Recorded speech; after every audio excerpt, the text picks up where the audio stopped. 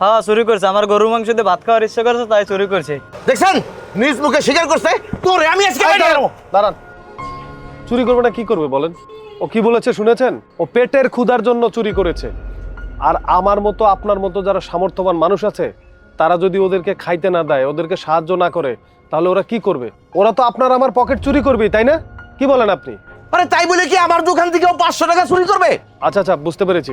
দাঁড়ান, আপনার টাকা আমি দিয়ে দিচ্ছি। এই নিন।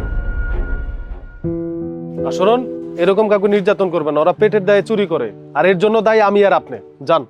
শালার পু বাইসা গেলি এই ভদ্রলোকের জন্য। আর শুনেন, অত দরদি হয়েন না।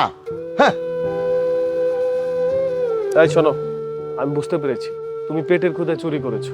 আমার একটা প্রতিষ্ঠান আছে, আমি এরকম পথ শিশু, অসহায় মানুষ, তাদেরকে নিয়ে যার যেরকম সাহায্য লাগে আমি সেরকম সাহায্য করি।